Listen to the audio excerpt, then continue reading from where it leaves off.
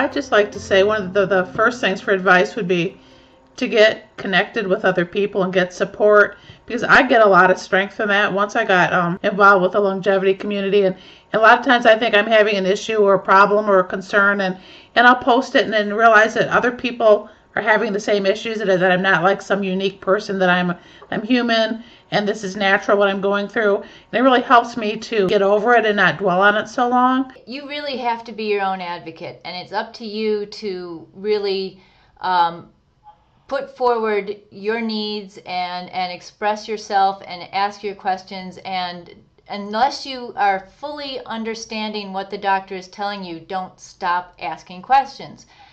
Sometimes they use language that is really technical jargon that's hard for the mere human to follow. And so if you don't understand, say, could you put that in simpler terms? And just, take a stand for yourself. You are your number one guardian, and you must take care of yourself. You're talking about lung cancer advocacy. I mean, this is at the heart of it. We've got to be our advocates for our own health care, and that's where it starts. So I press. I don't just accept whatever the doctor says. Ultimately, I may come to that conclusion, but I press, I question, and I get an understanding of why we're doing what we're doing before I have peace about doing it. I guess I would agree with Donna Lee to ask the questions. I mean, looking back for myself, I didn't ask questions soon enough. Ask enough, but later on I did start to ask, and I'm fortunate enough to have the email of my oncologist. So I would email him on a Saturday night and say, I'm having this such and such, happening. And he told me no question is too small enough. Once he found out how bad the problems I was having, he wanted to know. So I think it's not that the doctors don't want to tell people or give the information out, but they don't give you information you don't ask for. Seek out the best medical team that's available to you. You don't get a second chance with this. So find the best people possible. Even if you have to travel. You get one shot at it, and you want to do the right things. You want to give yourself the best chance. I happen to have a doctor that he doesn't believe in saying you have 6 months or a year. He told me I did have stage 4 and they couldn't cure me, but they'd give me as much time as they possibly could.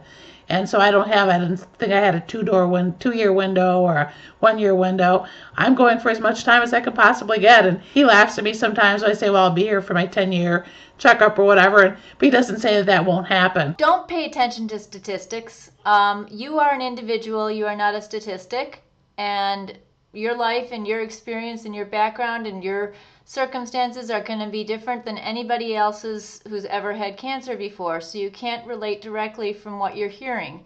You have to be positive. You have to focus on what you can do and how you can help yourself. I suggest that whenever they go to see their doctor, they have a spouse or a daughter or son or something, an advocate with them, because when you start to hear the doctor talking, it's just like it's so easy to forget all the things they're saying. Doctors are seeing hundreds of patients, and it's hard for them to have the complete empathy and connection with every single patient and take the time.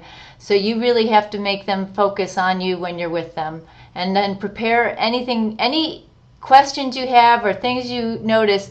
Keep notes and keep track of those things as they occur so that you don't forget to talk about them when you see your doctor.